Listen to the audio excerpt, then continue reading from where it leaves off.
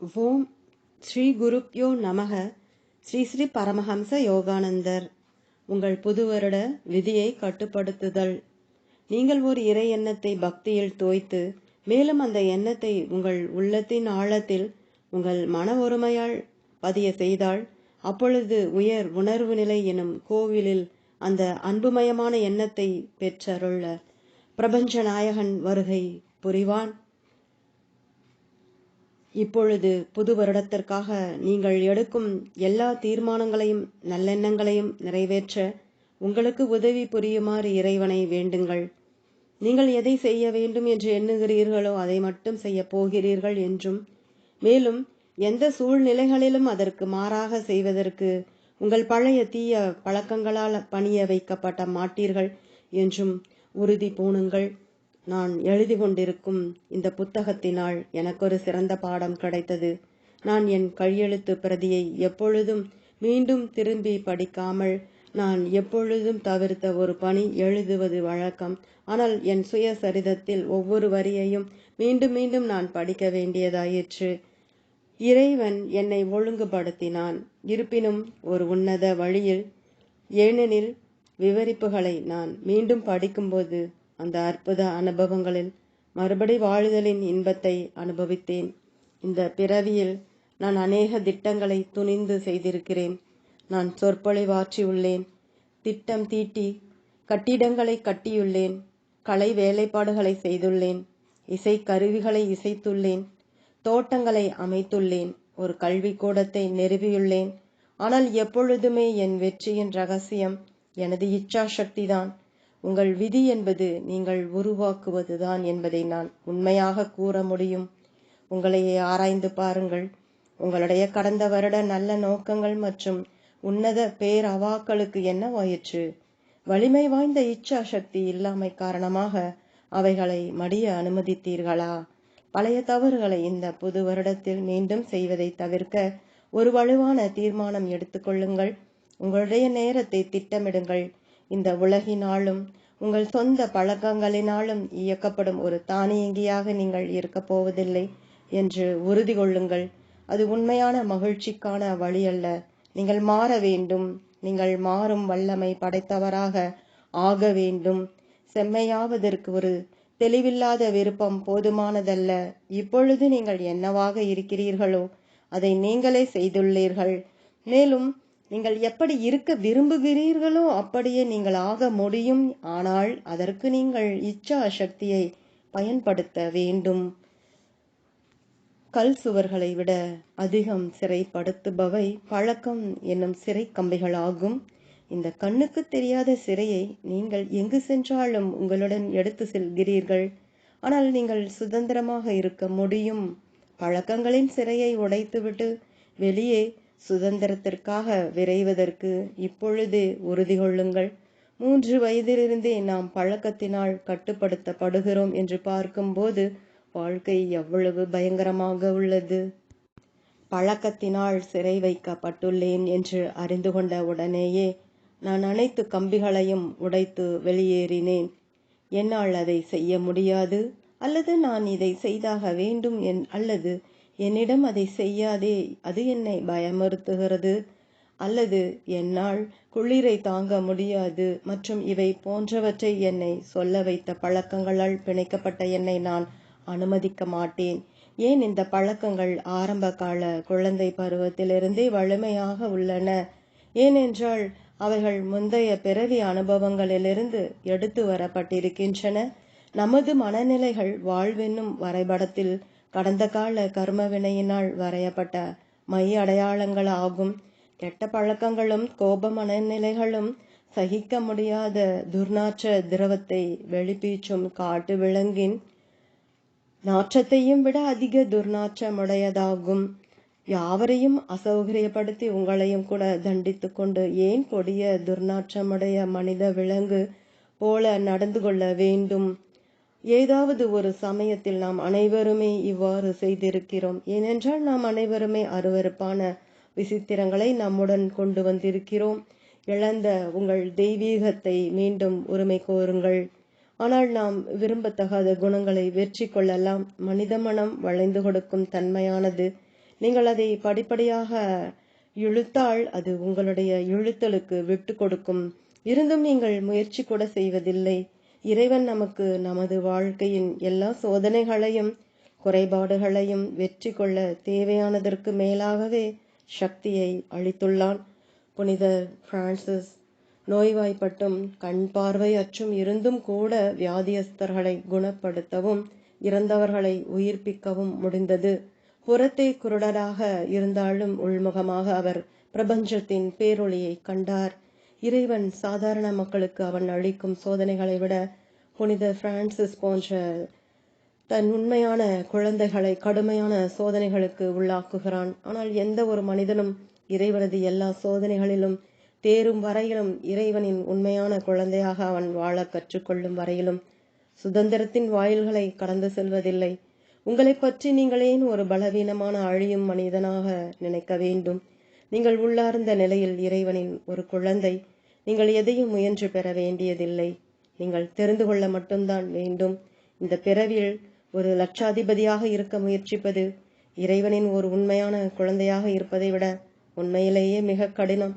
உலக சூழ்நிலை எவ்வளவு வரையறுக்கப்பட்டுள்ளது என்றால் அநேக மக்கள் அவர்கள் என்னவாக ஆக விளைகிறார்களோ அப்படி ஆவதற்கு முன்னரே இறந்து விடுகிறார்கள். ஆனால் ஒரு வாழ்நாள் காலத்தில் இறைவனை அறிவது சாத்தியம். ஏனென்றால் நீங்கள் அவனை முயன்று பெற வேண்டாம்.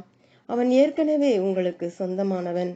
அனைவரும் ஹென்றி ஃபோர்டு அளவிற்கு செல்வந்தராக ஆவதற்கு இரவும் பகலும் பிரார்த்தனை செய்தாலும் அவர்களுடைய பிரார்த்தனைகள் ஏற்றுக்கொள்ளப்பட முடியாது. ஏனென்றால் ஹென்றி ஃபோர்டை போல எல்லோரும் ஆக முடியாத ஒரு இடம் உலகமாகும். ஆனால் ஒவ்வொருவரும் ஆன்மீகத்தில் செல்வந்தர்களாக இருக்க முடியும். ஏனென்றால் இறைவன் ஒவ்வொருவருக்கும் அவனை போல் ஆவதற்கான சக்தியை அளித்துள்ளான். உங்கள் தெய்வீக தன்மையை நீங்கள் உரிமை கோரும்போது அனைத்தும் உங்களுக்கு உரியதாகிறது. ஒரு ஹென்றி ஃபோர்ட் தனது செல்வத்தையோ அல்லது தனது ஆரோக்கியத்தையோ இழக்கலாம். ஆனால் ஒரு இயேசு கிறிஸ்து ஆரோக்கியத்தையோ செல்வத்தையோ அல்லது வேறு எதையோ நினைத்த மாத்திரத்தில் உருவாக்க முடியும். எனவே மற்ற எவரோ ஒருவரை போல செல்வந்தராகவோ அல்லது ஆரோக்கியமானவராகவோ இருக்க வேண்டும் என ஆசைப்படாதீர்கள். ஒரே ஓர் ஆசையை மற்றும் பெற்றிருங்கள். இறைவனைப் போல இருக்க வேண்டும். இயேசுநாதர் தான் மட்டுமே இறைவனின் ஒரே குமாரன் என்று உரிமை கோரவில்லை. இறை தந்தை அவனது புதல்வனான உங்களை கிறிஸ்துவை நேசிக்கும் அளவிற்கு நேசிக்கிறான். மேலும் இயேசுநாதரைப் போல நீங்கள் அவனுடனான உங்கள் உண்மையான தகுதியை நிலைநாட்டினால் இறைவன் உங்களுக்கு எதையும் மறுக்க மாட்டான். தியானம்தான் உங்கள் இழந்த தெய்வீகத்தை மீண்டும் உரிமை கோரும் வழி. பழக்கங்களால் ஆனவை என்றும் சுதந்திர மெய்ப்பொருளாகிய நமது உண்மையான இயல்பின் மீது வைக்கப்பட்ட ஒட்டுச்செடிகள் ஆகும். எனது குழந்தை பருவத்தில் நான் மிகவும் கோபம் வருவது வழக்கம். ஆனால் அவ்வாறு செய்யக்கூடாது என்று மனதில் நான் தீர்மானித்தவுடன் நான் ஒருபோதும் மீண்டும் கோபமுற்றதில்லை. நான் எனது இச்சா சக்தியை பயன்படுத்திராவிட்டால் நான் அதையோ அல்லது வேறு எதையுமே இவ்வாழ்வில் என்னால் சாதித்திருக்க முடியாது. நீங்களும் உங்கள் இச்சா சக்தியை பயன்படுத்த முடியும். ஒரு வாழ்நாள் காலத்தின் தவறுகள் இன்று திருத்தப்பட முடியும். ஒரு அழியும் மனிதனாக உங்களுக்கு குறிப்பிட்ட பழக்கங்கள் இருந்தாலும் ஒரு தெய்வீகமானவர் என்ற முறையில் நீங்கள் சுதந்திரமானவர் என்ற உண்மையை இந்த புது வருடத்தில் அறிந்துணர்வதற்கு ஒரு உறுதி பூணுங்கள். உங்களுக்கு நீங்களே ஏன் பொய் சொல்லிக் கொள்ள வேண்டும்? கடந்த கால தவறுகளுக்கு நீங்கள் ஏன் உங்களை காரணம் காட்டிக்கொள்ள வேண்டும்? அவைகளை நீங்கள் அழிக்க வேண்டும். இல்லையென்றால் உங்கள் வாழ்க்கை எனும் மரத்தில் அவைகள் ஒட்டு செடிகளாக மாறிவிடும். அதை நீங்கள் அனுமதிக்க கூடாது. மீண்டும் மீண்டும் உறுதிபட கூறுங்கள், நான் இறைவனின் ஒரு குழந்தை, நான் இறைவனுடன் ஒன்றானவன். மன உறுதி மற்றும் பகுத்தறிவை தீர்மானத்திற்கு பயன்படுத்துங்கள். சிறந்த மன உறுதியுடன் நீங்கள் எடுக்கும் ஒவ்வொரு வலிமையான தீர்மானமும் உடனடியாக ஒரு பழக்கமாக மாற முடியும். பகுத்தறிவின் வழிகாட்டுதலுடன் நீங்கள் விரும்புவதை நீங்கள் ஏன் செய்ய முடியாதபடி இருக்க வேண்டும்? நீங்கள் கட்டாயம் முயல வேண்டும். உங்களுடைய எல்லா குறைகளையும் தூர எறியுங்கள். உங்களுடைய கடந்த வருட செயல்களை மறு ஆய்வு செய்யுங்கள். எவ்வளவு தொந்தரவுமிக்க பழக்கங்களை நீங்கள் வெளிக்காட்டி இருப்பீர்கள் என்பதை பாருங்கள். அநேகமாக மனிதர்களுடன் நீங்கள் சண்டை போடுகிறீர்கள், அல்லது நீங்கள் நிறைய உண்கிறீர்கள், அல்லது நீங்கள் பொறாமைப்படுகிறீர்கள். இன்று மனதில் தீர்மானித்துக் கொள்ளுங்கள். மேலும் அந்த விஷயங்களை மீண்டும் ஒருபோதும் செய்ய போவதில்லை என்று அறிந்து கொள்ளுங்கள். உங்களுக்கு இதை மட்டுமே சொல்லிக் கொள்ளுங்கள். பரமஹம்சர் அவருக்கு புத்தக பதிப்பின் மேல் ஒரு வெறுப்பு இருந்தது என கூறினார். ஆனால் அவர் ஒரு பதிப்பாளராக மாறிவிட்டார். மேலும் அவரே தம்மை ஒரு பதிப்பாளராக ஆக்க முடிந்தது என்றால் நான் இதை செய்ய முடியும், ஏன் நீங்கள் செய்ய முடியாது? எனது இச்சாசக்தியின் உதவியுடன் நான் செய்வதற்கு முயன்ற அனைத்தும் பயனளித்துள்ளது. அத்துடன் நீங்கள் தீர்மானித்து விட்டால் நீங்களும் கூட வெற்றி பெறுவீர்கள் என்ற நம்பிக்கையை நான் உங்களுக்கு அளிக்கிறேன்.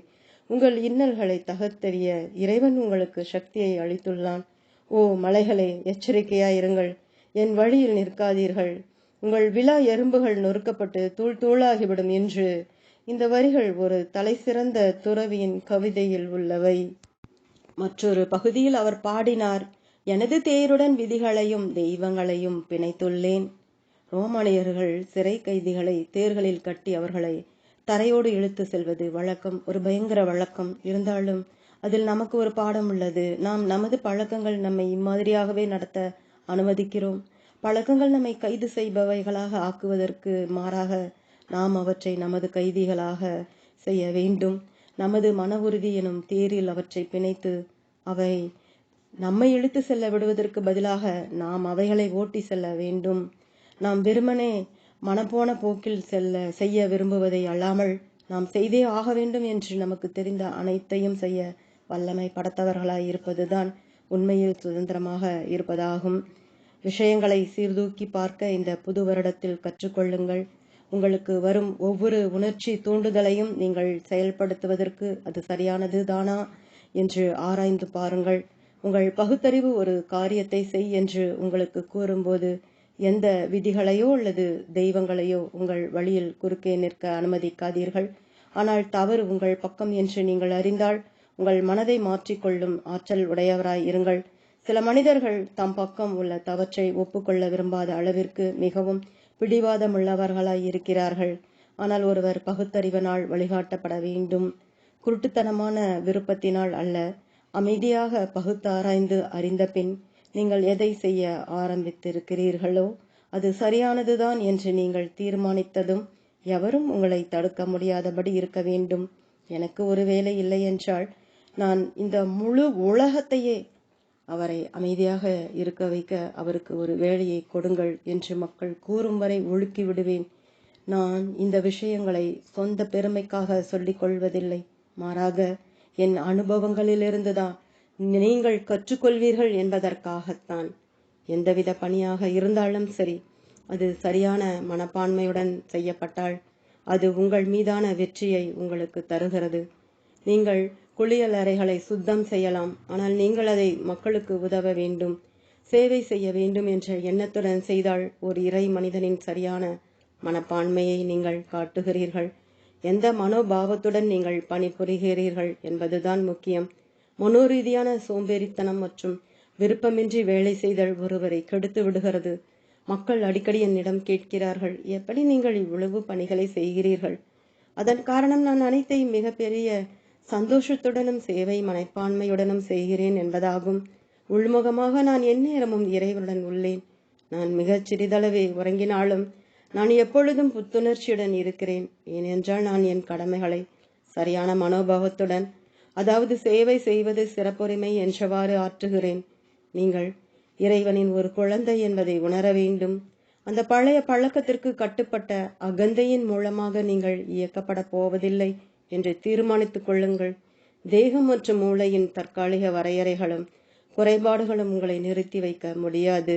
உங்கள் தீர்ப்பை அளித்து ஒரு புது மனிதனாக ஆகுவதற்கு நீங்கள் வலிமையுடன் தீர்மானித்த பிறகு நீங்கள் மாறுவீர்கள். நீங்கள் உங்கள் பழக்கங்களின் கைதியாக இருந்துள்ளீர்கள், மேலும் அது உங்களுக்கு நன்மையாக இருந்ததில்லை. இந்த மற்றும் இதர பிறவிகளிலும் உங்கள் சிந்தனை மற்றும் செயலின் தவறான பழக்கங்களினால்தான். உங்கள் தேக சாம்ராஜ்யம் நோய் தொல்லைகள், பலவித மனநிலைகள் மற்றும் அறியாமை ஆகியவற்றின் ஆக்கிரமிப்புக்கு இப்பொழுது இடம் கொடுக்கிறது.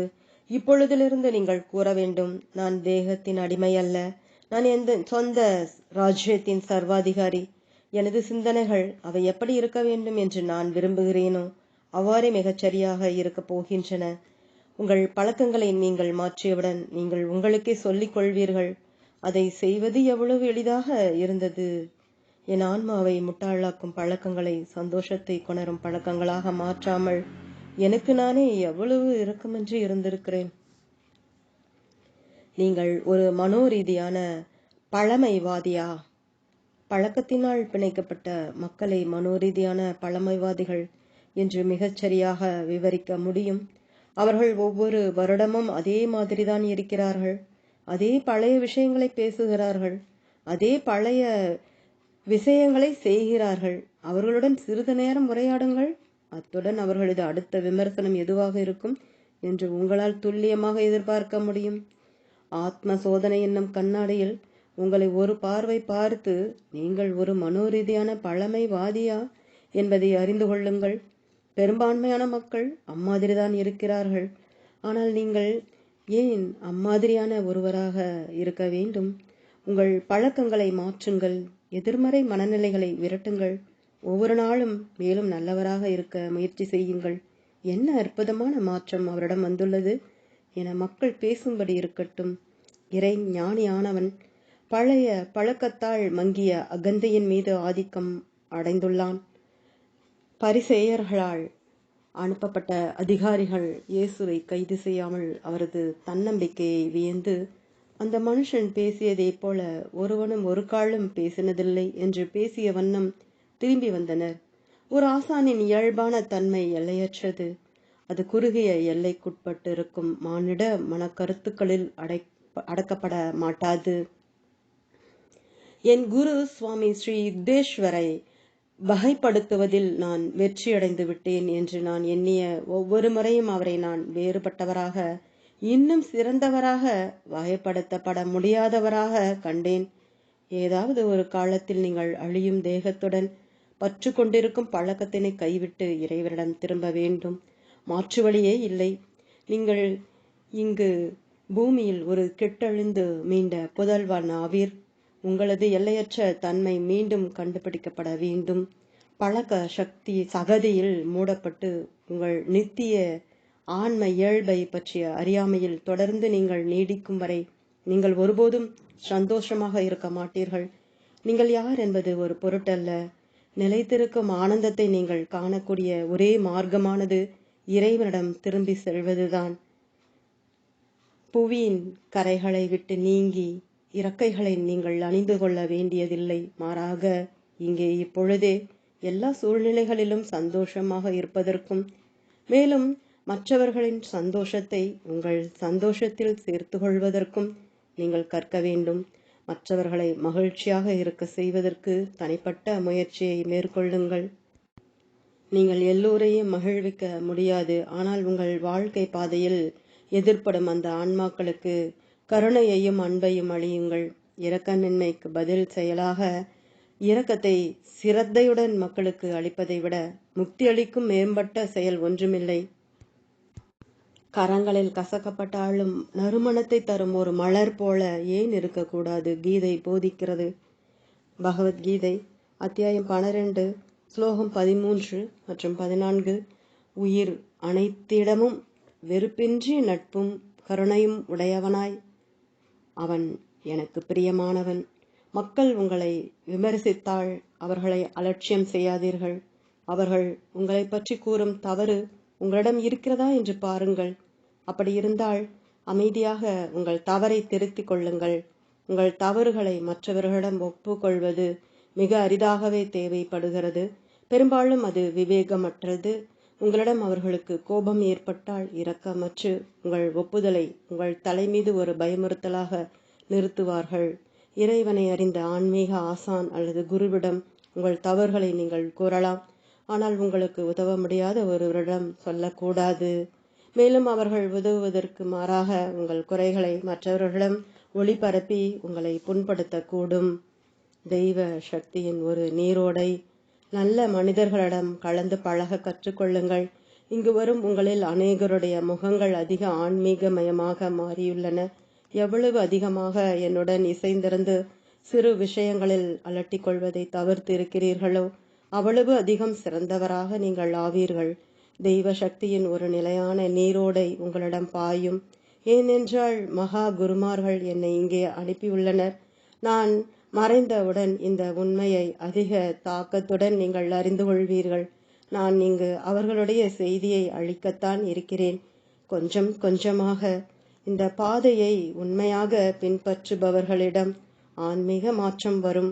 மேலும் அவர்களது தாக்கம் உலகம் முழுவதும் பரவும். இது மகா குருமார்களால் மகா அவதார பாபாஜி, லாகிரி மகாஷய, ஸ்ரீ யுக்தேஸ்வர்ஜி, கிறிஸ்து மற்றும் கிருஷ்ணனது இறை தொடர்புடன் ஆசீர்வதிக்கப்பட்டது. இந்த குருமார்களின் அருளாசி உலகை விட்டு அகலவில்லை. அவர்கள் உங்களுக்கு உதவி செய்ய, இந்த உலகிற்கு உதவி செய்ய காத்திருக்கின்றனர். ஆனால் அவர்கள் மனிதனது சுதந்திர விருப்பம் மூலமாக மட்டும்தான் செயல்பட முடியும். இவ்வுலகமானது வெறுப்பு மற்றும் போரினால் பைத்தியமாகி உள்ளது. ஆனால் இயேசுநாதரின் சகோதர அன்பு வழியே உலகின் பிரச்சனைகளுக்கு தீர்வாகும். அவரது போதனைகளை அவர் பொருள்பட்டவாறே பின்பற்றுவதன் வாயிலாக இந்த உலகத்தை போர் புகாத உலகமாக செய்ய முடியும். இந்த இறுதி தியான தினத்தன்று கிறிஸ்து அநேக முறைகள் என்னிடம் வந்தார். முதலில் ஒரு சிறு பாலகனாக, பிறகு வளர்ந்த மனிதனாக மற்றும் இறுதியில் சிலுவையில் அறையப்படுவதற்கு முன் அவர் தோற்றம் அளித்தவராக. அவர் என்னிடம் வரும் முன்பு நான் நீண்ட தியானம் செய்தாக வேண்டும் என நினைத்து கொண்டிருந்தேன். ஆனால் அவர் என்னை ஆச்சரியத்தில் ஆழ்த்தினார். இந்த அனுபவம் வாயிலாக இறைவன் எனக்கு இந்த உலகத்தின் எல்லா பரிசுகளையும் விட அவனையே நீங்கள் அதிகம் விரும்புகிறீர்கள் என்று அவனை நம்ப வைத்தவுடன் மேற்கொண்டு எந்த முயற்சியும் தேவையில்லை என்பதை காட்டிக் கொண்டிருந்தான். பிறகு அவன் மர்ம திரையை அகற்றிவிட்டு கிறிஸ்து மற்றும் கிருஷ்ணனாகவும் அல்லது பாபாஜி அல்லது எந்த சிறந்த அவதாரத்தின் வடிவில் நீங்கள் இறைவனை தரிசிக்க விளைகிறீர்களோ அந்த வடிவத்தில் இறைவன் வருகிறான். இந்த புதிய வருடத்தில் உங்கள் நடத்தையில் அதிகமாக கிறிஸ்துவை போல் நீங்கள் இருக்க போவதாக தீர்மானித்துக் கொள்ளுங்கள். இப்பொழுதே உங்கள் முயற்சியை எடுக்க வேண்டும். நீங்கள் அதிகம் தியானம் செய்ய வேண்டும். உங்களுக்கு இந்த வார்த்தைகள் மூலம் இறைவனை பற்றிய ஒரு கனநேர காட்சிகளை மட்டும் அளிப்பதற்காக அல்ல, மாறாக இறைவனை உங்கள் சொந்த அனுபவம் மூலம் நீங்கள் அறிய வேண்டும் என்பதற்காக. மனிதருடனான உண்மையான தோழமை ஒருவன் இறை அனுபவம் பெற்ற பிறகுதான் வரும் என்று தெரிந்து கொள்ளுங்கள். உங்களுக்குள்ளேயே நீங்கள் இறைவனை தொடர்பு கொண்டால் அவன் ஒவ்வொருவருக்குள்ளும் இருக்கிறான் என்பதையும் அவன் எல்லா இனத்தவர்களின் குழந்தைகளாகவும் மாறியுள்ளான் என்பதையும் நீங்கள் அறிவீர்கள். பிறகு நீங்கள் எவருடைய எதிரியாகவும் இருக்க முடியாது. இந்த முழு உலகமும் அந்த உலகளாவிய அன்பு மூலம் நேசிக்க முடியுமானால் மனிதர்கள் தங்களுக்குள்ளேயே ஒருவருக்கு எதிராக மற்றொருவர் ஆயுதம் ஏந்த வேண்டிய அவசியம் இருக்காது. நமது சொந்த கிறிஸ்துவை போன்ற உதாரணத்தின் மூலம் நாம் அனைத்து மதங்கள், அனைத்து நாடுகள் மற்றும் அனைத்து இனங்களின் மத்தியில் ஒற்றுமையை கொண்டு வர வேண்டும். நாம் நமக்கே எளிய வாழ்க்கை மற்றும் உயர்ந்த சிந்தனைக்கு பயிற்சி அளிக்க வேண்டும். ஒவ்வொரு குடும்பமும் தமது உணவில் சிறிது பயிர் செய்து கொள்ளும் அளவிற்கு ஒரு சிறு தோட்டத்தை வைத்துக் கொண்டால் நல்லது. மிக எளிமையாக வாழுங்கள். வாழ்க்கையின் சின்ன சின்ன சந்தோஷங்களை அனுபவிப்பதற்கு உங்களுக்கு நேரம் கிடைக்கும். மனிதன் தன் வாழ்நாள் காலத்தின் ஊடாக வேலை செய்து கொண்டும் உண்டு கொண்டும் உறங்கிக் கொண்டும் விரைகிறான். அதுதான் அவன் மொத்தமாக சாதிக்கின்றவைகளை பற்றியது. உங்கள் மன அமைதியையும் மகிழ்ச்சியையும் குலைக்கும் எந்த ஒரு பழக்கத்தையோ அல்லது செயலையோ அகற்றி விடுங்கள். இந்த புத்தாண்டில் உங்கள் மன ஆலயத்திலிருந்து அனைத்து கெட்ட பழக்கங்கள் என்னும் கெட்டதை வெளியே விரட்டுவதற்கும் உங்கள் வாழ்க்கையை நீங்கள் விரும்பும் அனைத்தையும் செய்ய முடியும்படி திட்டமிடுவதற்கும் உறுதி கொள்ளுங்கள். சந்தோஷத்தைத்தான் நீங்கள் விரும்புகிறீர்கள் என்றால் அதை பெற்றிருங்கள். எதுவும் உங்களை தடுக்க முடியாது. நீங்கள் இறைவனில் ஓர் அழிவற்ற குழந்தை. மேலும் உங்களுக்கு வரும் இன்னல்கள் எல்லாம் உங்களை உயர்ந்த சாதனைகளுக்கு ஊக்குவிப்பதற்காக மட்டுமே என்ற அர்த்தத்தில் தான் அமைகின்றன. மிக உயர்ந்த தீர்மானம், இறைவனுக்கு அதிக நேரம் ஒதுக்குங்கள். எந்த பழக்கங்களை நீங்கள் இந்த புது வருடத்தில் ஒழிக்கப் போகிறீர்கள் என்பதை தேர்ந்தெடுங்கள். அதை பற்றி தீர்மானம் செய்து கொண்டு உங்கள் முடிவை பின்பற்றுங்கள். இறைவனுக்கு அதிக நேரம் ஒதுக்க தீர்மானியுங்கள். இறைவனுடனான உங்கள் ஆன்மீக முன்னேற்றத்தை நீங்கள் உணர ஏதுவாக ஒவ்வொரு நாளும் தவறாமல் தியானம் செய்வதற்கும், ஒவ்வொரு வாரத்திலும் ஒரு இரவு பல மணி நேரம் தியானம் செய்வதற்கும், கிரியா யோகத்தை தவறாமல் பயிற்சி செய்ய போவதாகவும், மற்றும் உங்கள் ஆசைகளையும் உணர்ச்சிகளையும் கட்டுப்படுத்த போவதாகவும் உறுதி கொள்ளுங்கள். தன்னை வென்றவனாக இருங்கள். இப்பொழுதே வலுவாக தீர்மானம் செய்து கொள்ளுங்கள். உங்கள் பழைய பழக்கங்கள் மற்றும் எண்ணங்களால் நீங்கள் ஆட்டி வைக்கப்பட போவதில்லை என்று கடந்த காலத்தில் நீங்கள் எடுத்த நல்ல தீர்மானங்களை எல்லாம் நினைத்து பாருங்கள். ஆனால் அதன்படி நீங்கள் நடந்தீர்களா? உங்கள் பலவீனங்களுக்கு பணிவது உங்கள் ஆன்மாவிற்கும் இறைவனுக்கும் ஒரு அவமானம். உங்களுக்கே எஜமானனாக இருங்கள். உங்கள் விதியின் தலைவனாக இருங்கள். அபாயமும் நீங்களும் ஒன்றாக பிறந்துள்ளவர்கள். மேலும் நீங்கள் அபாயத்தை விட அபாயமான மூத்த சகோதரர் ஆவீர். தற்சமயம் நான் கூறுவதை கேட்டுக்கொண்டிருக்கும் போது நீங்கள் உணரும் தைரியத்தையும் தீர்மானத்தையும் இழந்து விடாதீர்கள். என்னுடன் சேர்ந்து பிரார்த்தியுங்கள். தெய்வீக தந்தையே, இந்த புது வருடத்தில் எங்களுடைய எல்லா நல்ல தீர்மானங்களையும் நிறைவேற்றும் வல்லமையை எங்களுக்கு தருவாய். எங்கள் செயல்களின் மூலமாக என்றும் உன்னை நாங்கள் மகிழ்விப்போமாக. எங்கள் ஆன்மாக்கள் சம்மதிக்கின்றன. புது வருடத்தில் எங்களுடைய எல்லா தகுதி வாய்ந்த விருப்பங்களையும் நிறைவு செய்ய உதவி புரிவாய். நாங்கள் சிந்திப்போம், நாங்கள் உறுதி பூணுவோம், நாங்கள் செயல்படுவோம். ஆனால் எங்கள் சிந்தனை, உறுதி மற்றும் செயலை எல்லாவற்றிலும் நாங்கள் செய்ய வேண்டிய நல்ல விஷயத்திற்கு வழிகாட்டுவாய். ஓம் சாந்தி. தொடரும். ஓம்.